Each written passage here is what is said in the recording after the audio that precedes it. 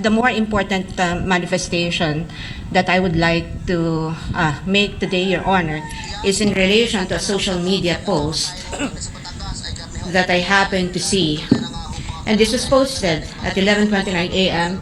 by one of the private prosecutors, Attorney Amando Virgil Ligutan, posting that a principal or lawyers and law students know by heart misleading questions are not allowed even in cross-examination. Now, this was posted and picked up by Inquirer.net at 11:29 a.m. today.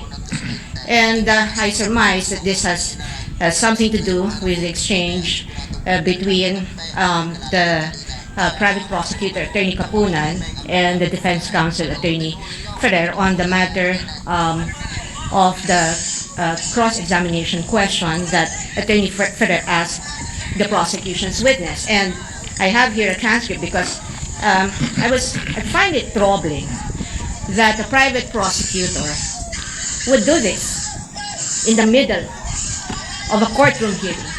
Because as far as I'm concerned, impeachment court is also a court of decorum.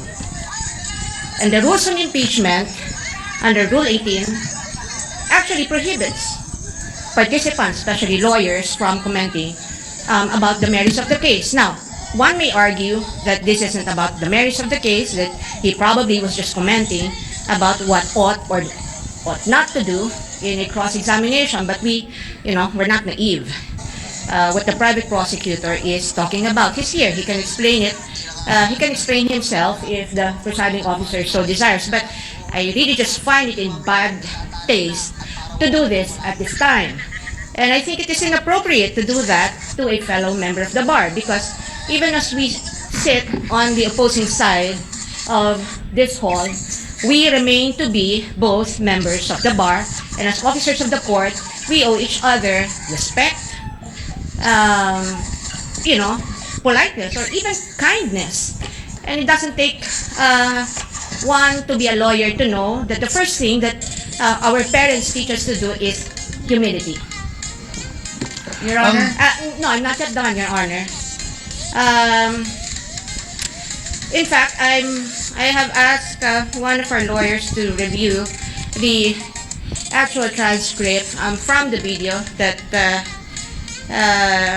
transpired between the prosecutor and Attorney Ferrer, and it would seem that in the heat of the exchange, or in the passionate exchange of the arguments between the prosecutor and Attorney Ferrer was not even actually referring to misleading questions as allowed,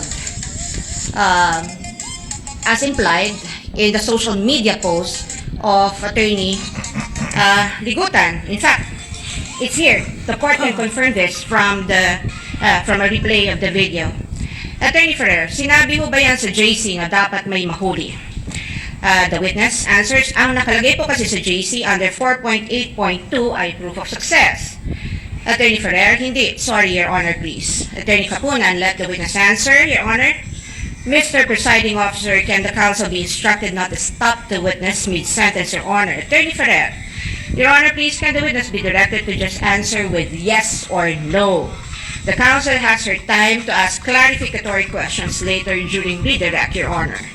And Attorney Kapunan, not all questions can be answered by yes or no. This is the meat of the contention of the argument between Attorney Kapunan and Attorney Ferrer. Attorney Ferrer responded, I am on cross, Your Honor, please. And the presiding officer said, counsels. Attorney Kapunan responded, never mind if you are on cross, Your Honor.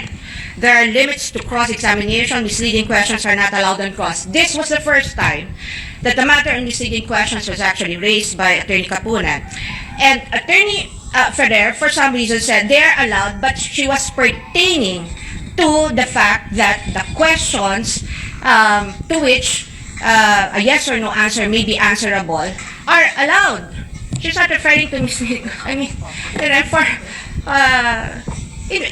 In effect, Attorney Ferrer was only saying that leading questions are allowed on cross-examination, not misleading questions, and yet we have a private prosecutor immediately taking to social media and posting this, implying something against the defense counsel. We will not have this.